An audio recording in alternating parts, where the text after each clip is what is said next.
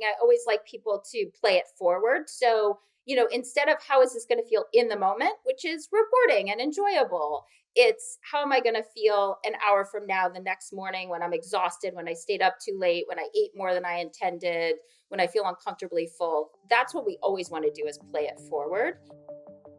How are you sleeping? Are you sleeping?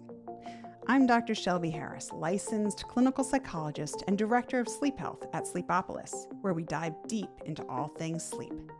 If you like Sleep Talking with Dr. Shelby, take a second right now to like this video on YouTube or give us a 5-star rating through Spotify or Apple Podcasts. I know it seems simple, but it really does help us reach a lot more people to get them the rest they deserve. And if you're tired of hitting that snooze button, hit the subscribe button instead. A new episode of science-backed sleep tips is available every other Wednesday.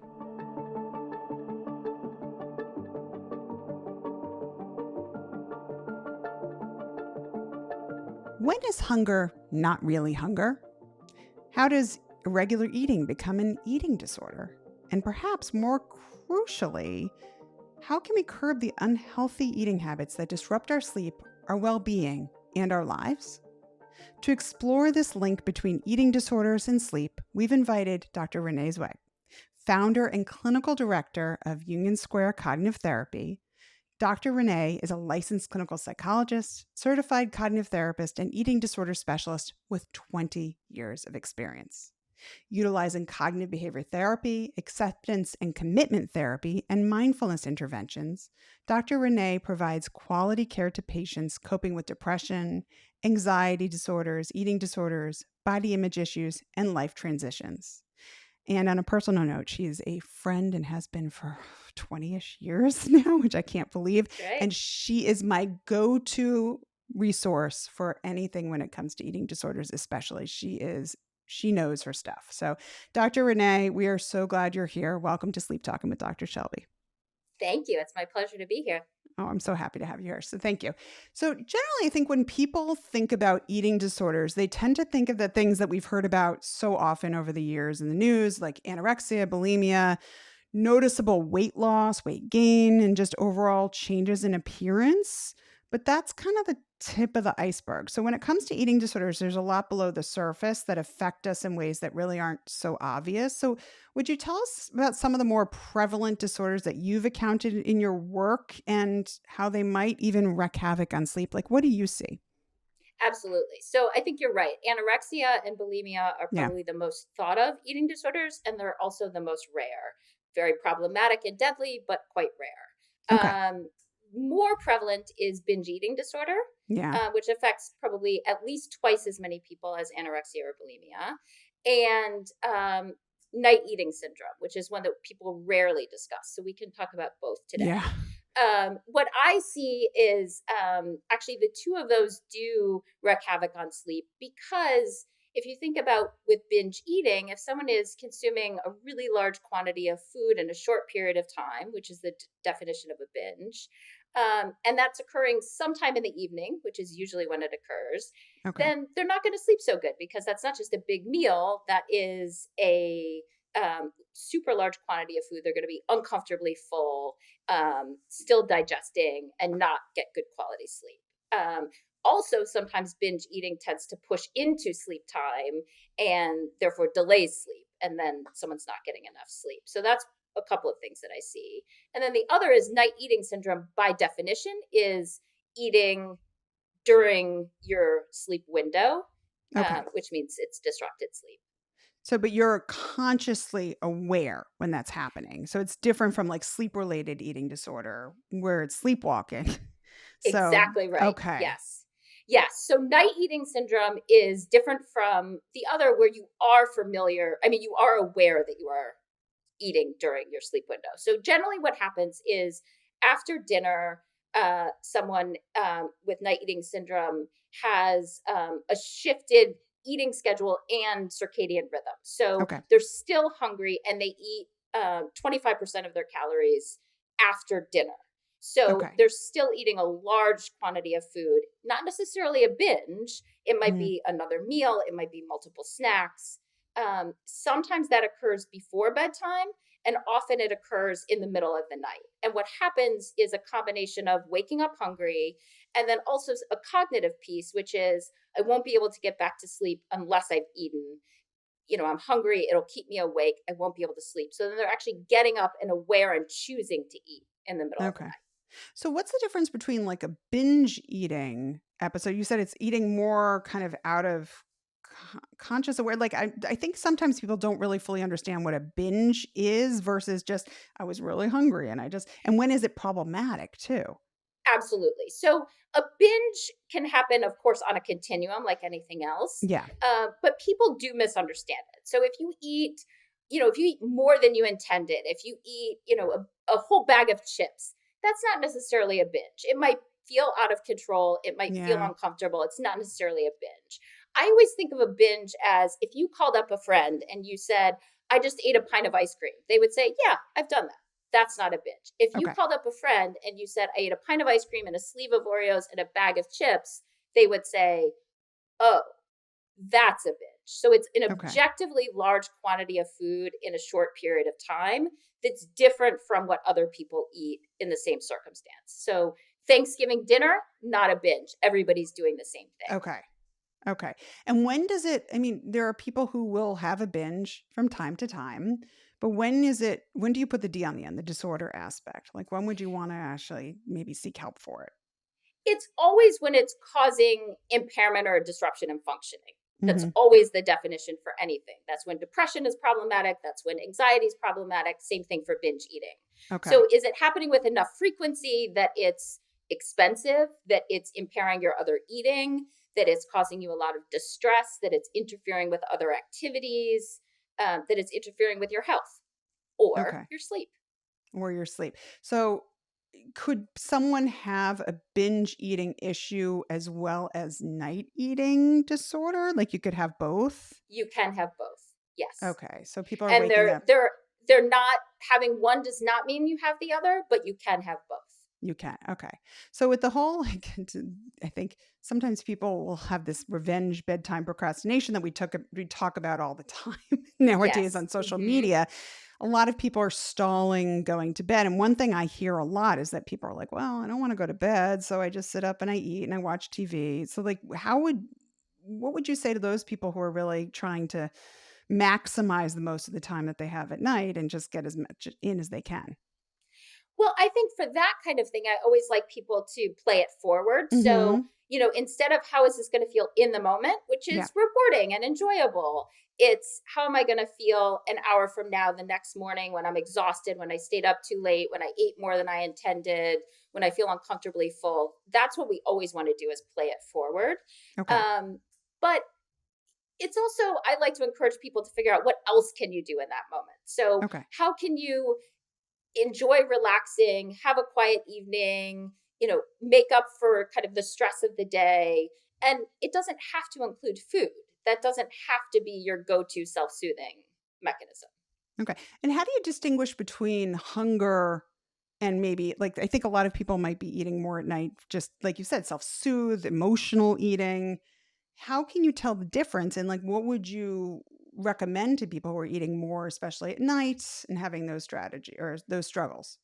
It's a great question. I mean, the number one thing that I do with anyone, and I always find this fascinating, it's actually what I do if someone comes to me with anorexia or bulimia or Hmm. binge eating or night eating syndrome, wants to manage their weight. What we do is start from the same place, which is let's make sure that you're eating every 3 to 4 hours throughout the Okay. day, starting ideally within an hour of waking up.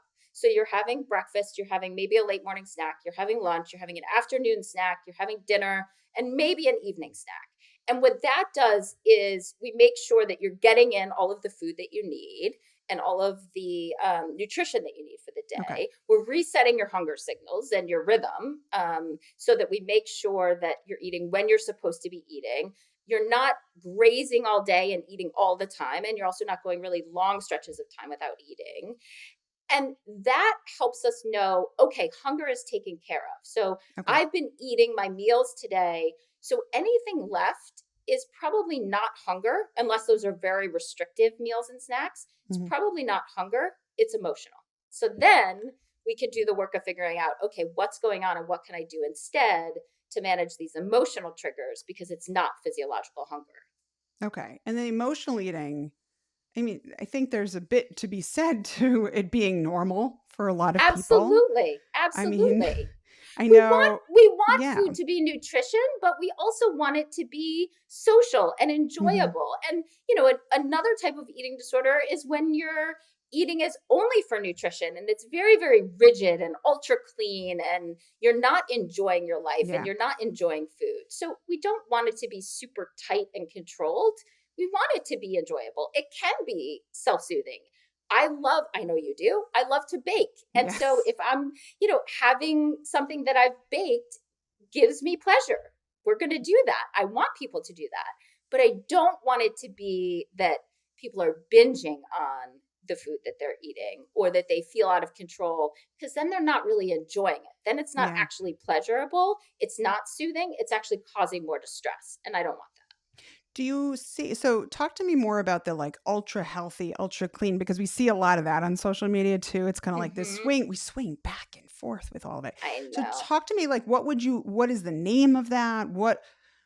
Do you see that related to some of the binging that you might see at night or the night eating stuff? Absolutely. So Okay. it's known informally as orthorexia. Yeah. It's not a formal diagnostic category, but it's still, we see it. Yeah. It's this ultra clean eating, fear of eating foods that aren't perfect, that aren't good foods. It essentially means that a lot of your thinking and behavior, your time, your energy is spent restricting your food intake.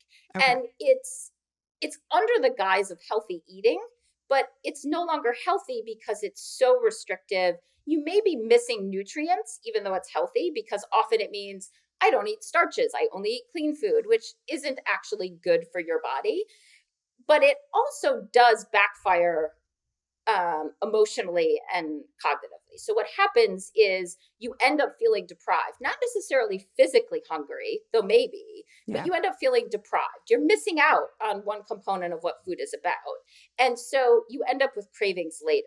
Yeah. And that can come out as binging. Right. So if you've been super, super tight and careful all day with your eating, then by the evening, you're worn down, you're actually hungry, you're deprived, and that's can be a very, very common trigger for binging. Yeah, and I think in the middle of the night too, if you're waking up and you're like, the only way I'm going to be able to go back to sleep is if I eat, and I need to eat more of whatever food that you've been craving, that Absolutely. judgment and reasoning part of your brain is literally asleep. So it's harder to even keep that wall up that you would keep up during the day. And then you end up with more eating problems. And also, it sounds like sleep problems on top of that. Absolutely right. You're not making your best Yeah. decisions in the middle of the night. Yes, that's Interesting. correct. Do you notice certain like medications, certain things that people are doing that might be worsening some of the night eating issues or the binging? That's a great question. I don't know that there's any medications that are worsening it. Yeah. There is some indication that Prozac helps with night eating syndrome. Oh, okay. And it seems to be kind of helping to re-regulate the circadian rhythm. I mean, Mhm. night eating syndrome, distinct from the other eating disorders, really is a circadian rhythm disorder. It's an eating disorder, but it's really a disorder of kind of the timing of your meals. So Okay. you're not eating in the morning, you're not hungry in the morning, you're starting to eat later in the day, and then you're eating the bulk of your calories late in the day slash overnight. Yeah. And so there's something about Prozac that is helping to reset that circadian rhythm. Cognitive behavioral therapy is also used, light therapy is also used, because we want to shift to have both more efficient sleep, so you're not Yeah. waking up and it's disrupted and you're feeling more rested, but also, again, so that you're eating throughout the day, not overnight. So if someone is generally eating fine, but then they wake up, like their diet's fine, they're not having any major issues, but they do have the night eating syndrome. So what's in their conscious ish control. Like people say, like, I know I'm doing it, I just can't stop. Like, are there Mhm. and they're getting enough calories during the day? Like, what would you say that someone like that does in the middle of the night? Like, do they have to just get rid of all their trigger foods? Do they have to lock things up? I mean, like, if you're not fully aware of what's going on, like, how do you deal with it? That's one strategy that we use. Yes. I will say, Interesting. however, that I don't see people that are eating enough during the day and that don't have this shifted rhythm Okay. that are then eating at night. They Okay. really do go together. So one of the things again that we do is we start by making sure that they're eating throughout the day, including within an hour of waking up. They're Yeah. not hungry then, but that helps reset it. But yes, we also want to use what we call stimulus control, which means we control your access to things that are a trigger for you. So we lock up food, or we get them out of the house, or we make them, at the top back of the cabinet. So Hmm. they're not what you see and reach for when you wake up in the middle of the night or during the day. We want to have readily accessible things that are the choices that you want to be making. So Yeah. when you have in the front of your fridge or on your counter cut fruit, or a healthy snack that you want to be reaching for, that helps to eliminate the scrounging for something else. Hmm. We also use a lot of, rehearsing. What are you going to say to yourself? How are you going to change your self talk in terms of, what are my other options here? What else can I do? We really want to break people's association between waking up and feeling like I must eat to be able to fall back to sleep. We do behavioral experiments. Let's see what happens if you, instead of eating, you meditate in bed for 10 minutes and just wait until you fall asleep. You will eventually fall back to sleep, and that will help break that association and help break that cognitive link, which then will help break the night eating syndrome. Behavioral experiments, people don't talk about them enough, I don't think. Like I do them a lot with my sleep They're my patients, my favorite. insomnia patients. So for listeners, behavioral experiment is really where if you have a preconceived notion of something, this is the truth, right? We will do an experiment. It could be a week long, it could be a few days long. And then I'm a big fan of tracking it on a diary, sleep diary that I use, whatever you're going to use to see the evidence behind your belief. So a good example of like what you're talking about is like meditate in bed. You could do that for a few days and see if that makes any difference. Like caffeine, I do behavioral experiments with no caffeine versus caffeine and see if that makes a difference. So that you're not necessarily negating what you believe. You're just seeing, okay, let's just see if there's any other way to deal with it. So behavioral experiments, I really do love that. I do Um, too. what about the thing that I grapple with a lot with people who have more of the night eating issue is that idea of like lock, and what I've recommended over the years too, and we in sleep medicine of like, okay, lock the foods up, don't have certain things that might be trigger foods in the middle of the night. But there's also the movement, understandably so, with all foods fit, right? And during the Absolutely. day for people who are very restrictive or have the binge eating episodes and are very thoughtful about good and bad foods to say, no, there's no such thing as good and bad food. So how do you deal with that? Because in one way you're giving one signal during the day, but then you're giving another signal at night. And I struggle with that. I love this question because I think it's one of the nuanced things in the Yeah. eating disorders field right now is, we want intuitive eating. We want all Yeah. foods fit. No food is good or bad. Everything has its place. What I always come back to is that we want people, like I said, eating these foods and actually paying attention to eating them with intention, enjoying that they're eating them. Yeah. And so that does require some kind of retraining almost for people. So what I often do is think about, okay, let's take the chocolate cake, for example. Okay. We want you to be able to eat that, but let's start training you to have it in your diet in a way that feels good, intentional, under control, so that it's not turning into a binge or it's not night eating. It's instead with intention and with Okay. satisfaction. So, what I often will ask people to do is let's plan ahead. On Tuesday with your lunch, you're going to get your usual lunch and you're also going to get a piece of chocolate cake and you're going Okay. to have them together. And then you know what you're going to do after lunch, go back to work, whatever it is. And you're not going to have any more chocolate cake. So it's not going to turn into a binge because you had one slice, you enjoyed it, you ate it, you gave yourself permission to have it, and then you went on with your day. And with some repetition, that helps people break this association between that's a bad food, I've blown it, now it spirals into a binge. Hmm. And it also underscores every food can fit, it can be enjoyable. We just have to set you up to do it in a way that you're going to be successful. Okay. That makes a lot of sense. Um, yeah, I think that that's definitely a big thing that I hear people say like nowadays, like, well, why would I have to lock it up if it's all okay? Like, well, it's a little Mm-hmm. bit harder. And I think the one other thing to stress to listeners too is that there's the idea of, like we had mentioned initially, there's the night eating syndrome where you're eating more in the middle of the night, and it's within somewhat conscious control, even though you're kind of half asleep. And then there's sleep related eating, which is really a form of sleepwalking disorder. It's where you're eating in the middle of the night. You have no idea it's happening. A lot of times people, I don't know if you see this at all in your practice, but patients will come to me and report like, oh, I'm just thinking of different things I've heard over the years. Like I found scattered peas around my bed, or I found that and it's kind of haphazard too when it's happening because you're Hmm. sleepwalking.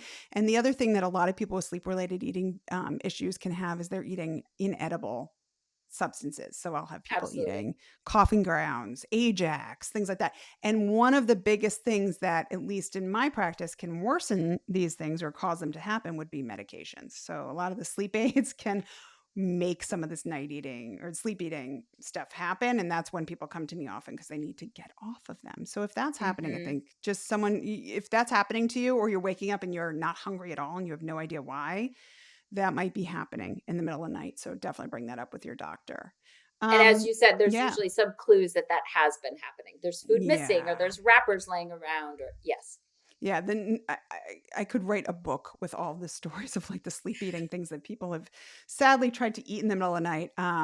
It can be really dangerous for some people, so it definitely needs to be addressed. Or if you're gaining weight and you have no idea why, that's often another big clue. So, Hmm. with all of the kind of eating issues that we've talked about, what would you suggest for someone listening who might notice some of the behaviors themselves? Like, how would they know if it's, say, anorexia versus bulimia versus binge eating? And where would they go for help? Or when would they really start to need help? Well, I think a lot of times people are able to make some changes on their own. There's some really Okay. good self help books. I always recommend that people consult the Association for Behavioral and Cognitive Therapies, ABCT. Hmm. That's a really good organization that has fact sheets and information for consumers, for professionals on cognitive behavioral therapy and different disorders, Okay. including eating disorders. So that can be a good way of checking in. Do I have any of these symptoms? Does this meet criteria for something, without consulting with a professional? That's also a possibility if it feels like I've been wrestling with this and I'm not making progress, or it's getting worse, or people around me are concerned. That's a really good way to address it. You said there are some books that you like. We'll put them in the show notes also. But what books do you particularly love? For binge eating, my go-to is Chris Fairbairn's Overcoming Binge Mm, Eating. It's the classic. It's been classic. around forever. There's a second edition. It's fantastic. I think that does a really good job of walking people through what's happening with binge eating, how restriction and food rules all contribute to binge eating, the things that we just talked about very Yeah. briefly, and then what we do to reverse it and to get it back under control. So that's always a recommendation. There are not as many great books, and that's also good for bulimia, Yeah. by the way. And then there are not as many good books for anorexia. That tends to be, for lack of a better word, a really sticky disorder. That's hard to self help for that. That's when you really need to consult a professional. Okay. So, and what would be the diagnostic difference between sometimes like a binge eating episode disorder versus, say, bulimia? Well, the classic difference between the two is with bulimia, you have some kind of compensatory Okay. behavior. So you have vomiting or laxative use or overexercise to offset the binge. Okay. So there's a binge in both a lot of times, but then there's some sort of compensatory mechanism. Okay. So if any of Exactly. these things are happening, though, it's definitely something that needs to be addressed. And I would assume Absolutely. Yes. I sooner mean, than later. they dramatically affect your physical health. They all have Hmm. pretty serious consequences physically. In Yeah. fact, eating disorders are some of the most fatal of the Yeah. mental diagnoses. And they certainly cause psychological distress and impairment in your social life and your functioning and maybe your work life and how well you concentrate and your anxiety. Yeah. Have you, Absolutely. are there any new treatments besides CBT and like any new medications, anything on the market that you're starting to see that's really promising? Most recently, the biggest innovations in eating disorders treatment have been family based therapy, which Oh, is the first line treatment of choice now for adolescents and young adults with okay. anorexia or bulimia. that's a way of including the family in accountability and refeeding and restabilizing health. And it's much more effective than anything else we've seen before when there was a real loss of good options for anorexia. And the other is incorporating, and I do this myself, a lot of acceptance and commitment therapy into CBT. So we're still Okay. changing thoughts and behaviors, but we're also doing a lot of work of accepting what my natural body size is, or what I can and cannot control, or what my vulnerabilities are. And maybe some of these thoughts are going to stick around for a very long time, but I'm going to do my best at managing my life and having a meaningful life in spite of these thoughts. So I'm no longer acting on them, but they're still there. Okay. So you were talking earlier about kind of having a routine eating schedule to help kind of offset Yes. some of the nighttime food like urges, everything. The reality though is we live in, today's world, which is not exactly, I mean, you and I both know this, like we're going back to back to back with patients that I'm lucky sometimes to get Hmm. a protein bar in. So how would you recommend to someone if they're so busy all the time to like sit down and have 3 square meals and then snacks built in? Like, how do you, if you just get caught up in the day, of course you're going to be hungrier at night. So how do you deal with that?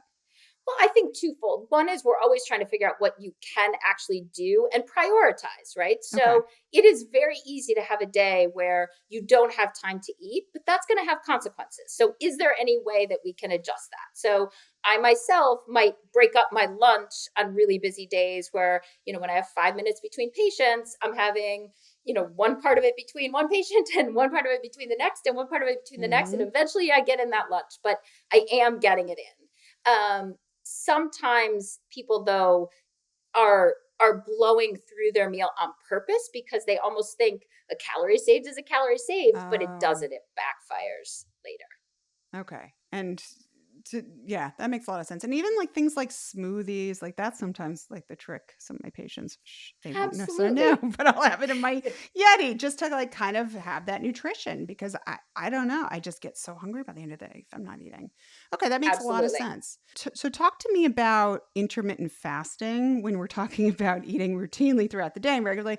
What are your thoughts about it? And do you find that for some people it's worsening some of the night eating stuff? Oh, yes. Okay. Intermittent fasting is a great question. Very big buzzword now. Yeah. Not my favorite thing.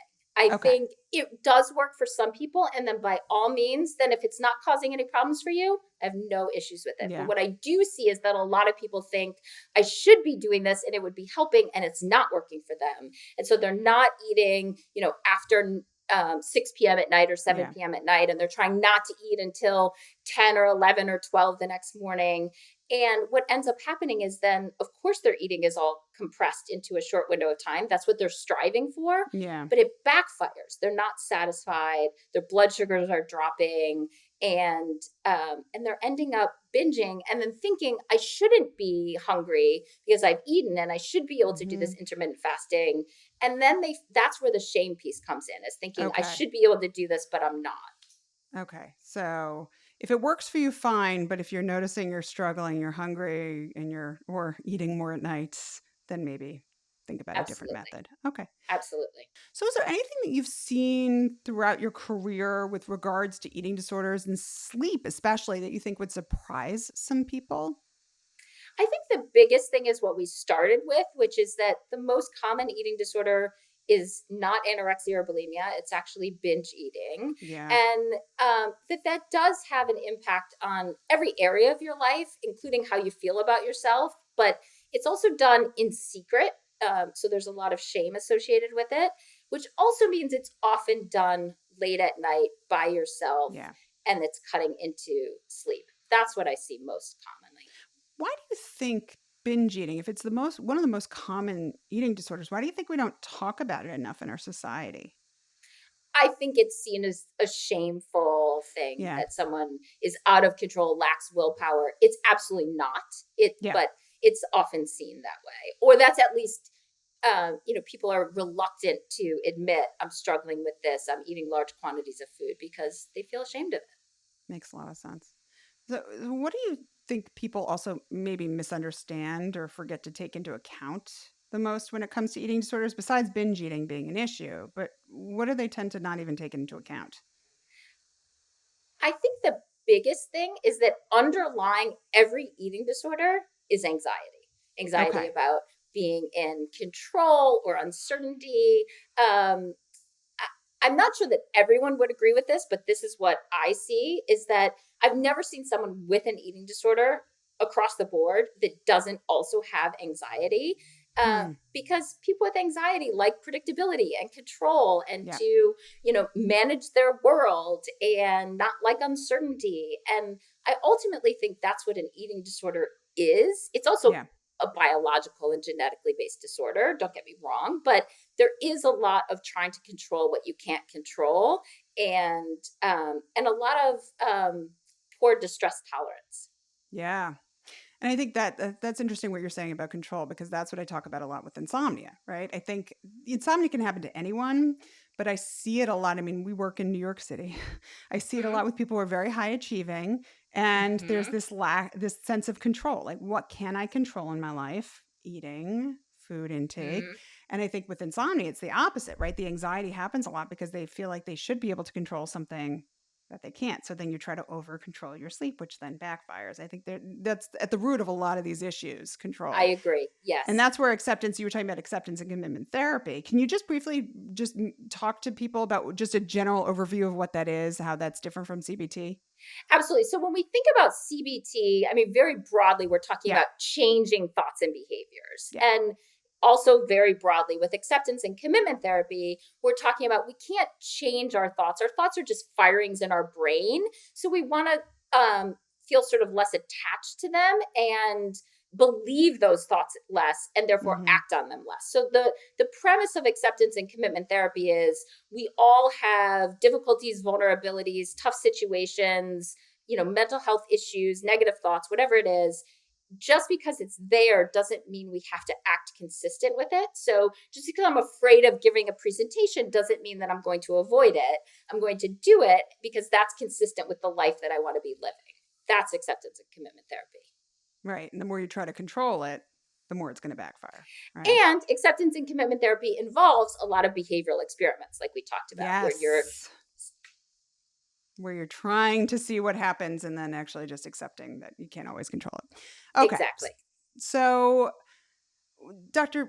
Renee, we end each episode with a segment that we like to call Something to Sleep On. So, one last thing you'd like to share with anyone looking to change their sleep habits, maybe even their eating habits, eating disorder, anything. So, when it comes to eating disorders and sleep, do you have one final thought for our listeners? Maybe something to sleep on?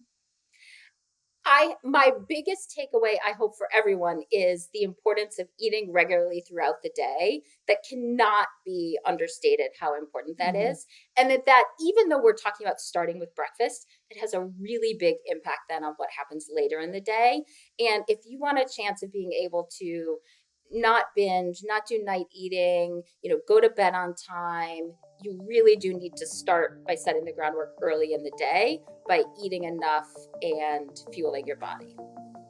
Dr. Renee, thank you, friend, so much for being here. It was my pleasure. This was a lot of fun. Thanks for It having was a me. lot of fun having you. The work you're doing is really so relevant, and I absolutely love digging into this with you. And really, listeners, please check out her practice. She really is one of the experts on eating disorders. So I absolutely love going to her for all this knowledge. So thank you again for being here. Thank you. Thank you for listening to Sleep Talkin' with Dr. Shelby, a Sleepopolis original podcast. Remember, if you're tired of hitting the snooze button, make sure to hit that subscribe button right now in YouTube, Apple Podcasts, Spotify, or wherever you are listening. And for even more sleep tips, visit sleepopolis.com and my Instagram page at SleepDocShelby. Today's episode was produced by Ready Freddy Media. Our Senior Director of Content is Alana Nunez. Our Head of Content is Molly Stout. And I'm Dr. Shelby Harris. Until next time, sleep well.